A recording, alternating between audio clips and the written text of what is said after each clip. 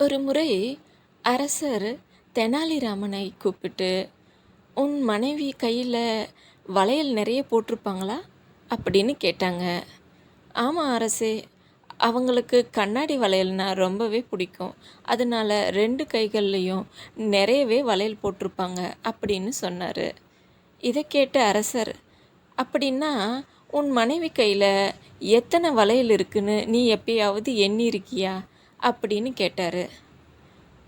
அது நான் இங்கே சொல்ல முடியாது, நீங்கள் என்னோட தோட்டத்துக்கு கொஞ்சம் வாங்க, நான் அங்கே சொல்கிறேன் அப்படின்னு சொன்னார். அதே மாதிரி அரசரும் தெனாலிராமன் கூடவே தோட்டத்துக்கு இறங்கி வந்தார். மாடியிலிருந்து இறங்கி வந்த ராஜாவை பார்த்து தெனாலிராமன் கேட்டார், அரசே, நாம் இப்போது இறங்கி வந்தோம் இல்லையா, இந்த மாடிப்படி எத்தனை இருக்குன்னு நீங்கள் இது வரைக்கும் எப்போவாவது எண்ணியிருக்கீங்களா அப்படின்னு கேட்டார்.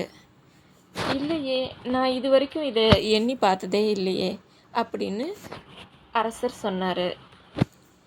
நீங்கள் இந்த மாளிகையில் தான் பிறந்தீங்க வளர்ந்தீங்க, சின்ன வயசுலேருந்து எத்தனையோ தடவை ஏறி இறங்கியிருப்பீங்க. ஆனால் இதை நீங்கள் ஒரு தடவையும் எண்ணதில்லை. வாழ்க்கையில் எப்போவோ ஒரு தடவை நடக்கிற ஒரு விஷயத்த நாம் ஞாபகம் வச்சுருப்போம்.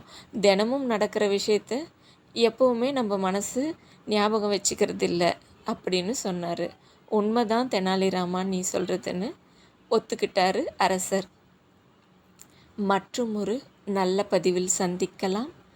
நன்றி.